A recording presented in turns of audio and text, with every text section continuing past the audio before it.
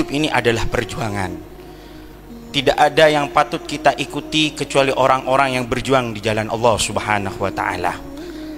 Ketika Allah Subhanahu wa taala menceritakan para nabi, orang-orang yang dekat kepada Allah, Allah Subhanahu wa taala berfirman, ulaikal ladzina hadallah fabihudahu muqtadi. Kita ini diperintahkan oleh Allah jangan ikuti siapapun kecuali orang yang mendapatkan hidayah, sholatnya baik, ilmunya bersanad kepada Nabi Muhammad SAW, akhlaknya baik. Orang yang seperti ini yang patut kita ikuti dalam semua kehidupannya, makannya, tidurnya, perjuangannya, apalagi pemikirannya. Kita sekarang ini hidup di zaman dimana kita yang penting viral kita ikuti, yang penting ada di dunia media sosial kita ikuti, tanpa kita tahu siapa orang ini sebenarnya. Yang harus kita ikuti orang-orang yang istiqomah, yang kita lihat ini istiqomah. Orang ini rajin ibadah, orang ini ahli Quran, pikirannya adalah Al-Quran, yang ada di dalam hatinya Al-Quran. Bagaimana para ulama-ulama dahulu, para sahabat, orang-orang yang terpengaruh dengan Al-Quran, terpengaruh dengan hadis, terpengaruh dengan Nabi Muhammad sallallahu alaihi wa ala alihi wa sahbihi wasallam. Bagaimana Sayyidina Umar bin Khattab diceritakan oleh Ibnu Abid Dunya, dan begitu juga dikutip oleh Al-Imamul Ghazali. Pernah suatu saat beliau ini begadang, tidak tidur malam. Lah setelah sholat subuh beliau sakit. Orang-orang kebingungan, ini kenapa ini? Habis subuh langsung sakit, gak bangun. Apa ya kalau kita nih biasanya sekarang kalau begadang paginya langsung sakit, mungkin karena asam urat, atau karena kolesterol, atau habis dimarahin istri langsung sakit ini begadang. Tapi ternyata Sayyidina Umar bahkan sampai 1 bulan gak sembuh.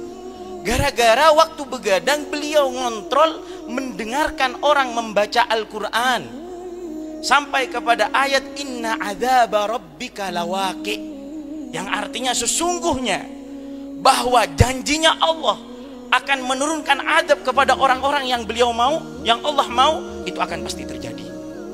Ini yang menyebabkan Sayyidina Umar sakit, karena hati pikirannya terpengaruh dengan Al-Quran, terpengaruh dengan Nabi Muhammad sallallahu alaihi wa ala alihi wa sahbihi wasallam. Bagaimana Sayyidina Abu Talhah, beliau lari ke Nabi Muhammad. Apa gerangan wahai Sayyidina Abu Talhah, kamu kok lari ke sini? Ya Rasulullah, saya ingin memberikan harta yang paling aku sayangi, yaitu adalah sumur hak. Kenapa kamu kok murah-murah mau menginfakkan, mensedekahkan sumur ini, padahal ini sumur harta yang paling kau cintai? Beliau terpengaruh otaknya dengan Al-Quran, terpengaruh dengan hadisnya Nabi Muhammad sallallahu alaihi wasallam, dan beliau berkata, ya Rasulullah, sesungguhnya ayat Al-Quran telah turun kepadamu, lan tanalul birra hatta tunfiqu mimma tuhibbun. Tidak akan masuk surga kecuali mengeluarkan harta yang paling engkau cintai. Rasulullah bersabda, bahin rabih, in hadza la rabbi. Ini sangat beruntung. Ini sangat beruntung. Kenapa? Karena pemikirannya terpengaruh dengan Al-Quran, terpengaruh oleh Nabi Muhammad, terpengaruh dengan orang-orang soleh. Dan ini yang kita butuhkan di zaman ini.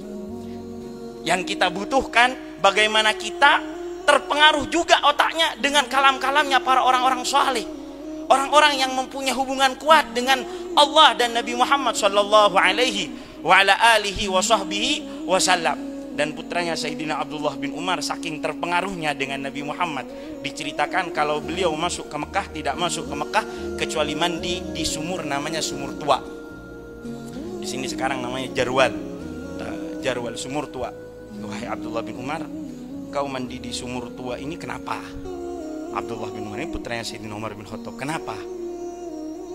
Ada apa gerangan di sumur tua? Enggak ada. Karena saya hanya melihat Nabi Muhammad kalau masuk ke Mekah, beliau mandi dulu di sumur tua. Saya tidak mau masuk ke Mekah kecuali mandi juga, ittibaan. Terpengaruh otaknya, terpengaruh pemikirannya dengan Nabi Muhammad sallallahu alaihi wa ala alihi wa sahbihi wasallam, bukan terpengaruh dengan media sosial, bukan terpengaruh dengan berita-berita. Saya ingat bagaimana dulu Sayyidi wa Syekhna Habib Umar beberapa tahun kemarin ketika ada peperangan di Eropa. Beliau waktu itu suaranya agak serak karena sakit. Beliau berkata, dauhnya beliau, sungguh rugi orang yang hanya sibuk mengikuti berita tentang peperangan yang ada di Eropa ini. Dan bagaimana kita? Adakah di antara kita hari ini senyum? Karena alhamdulillah hari ini kita sholat duha, qobliyah, ba'diyah. Adakah di antara kita malam ini nangis? Kenapa? Karena hari ini saya ketinggalan sholat berjamaah waktu sholat asar. Kan Sayyidina Ahmad At-Tijani diceritakan, Sayyidina Ahmad At-Tijani diceritakan beliau ini mempunyai jaran 600. Suatu saat mati semua. Hadamnya bingung. Waduh, ini kalau melapor ke beliau, kalau bahasa Madurnya santaplah salah. Kalau bahasa Indonesia, waduh pukul ini. Gimana mau lapor 600 jaran? Kemudian beliau lapor kepada Sayyidina Ahmad At-Tijani. Ya Sayyidina Ahmad, kudamu ini mati 600. Apa kata beliau? Alhamdulillah. Hah? Mati? Alhamdulillah. Kenapa? Alladzi lam yuakhirni anid dhuhri wal asar. Yang hilang cuman kuda, yang penting sholat duhur dan asar saya nggak hilang. Kenapa kok beliau seperti itu? Karena otaknya beliau terpengaruh dengan Al-Quran. Sedikit sebagaimana yang disampaikan beliau Hadratus Syekh Haji Muhyiddin, bagaimana zamannya para aulia tis'ah, para wali songo berjaya mencetak para aulia. Padahal di zaman beliau para wali songo itu beda loh cara dakwahnya. Sunan Gunung Jati lebih kepada zikiran, Sunan Ampel lebih kepada pondok, menjaga pondok pesantren. Ada sebagian ulama seperti Sunan Bonang itu berdakwah di Kediri dengan keras. Akhirnya beliau merubah dakwahnya dengan seni.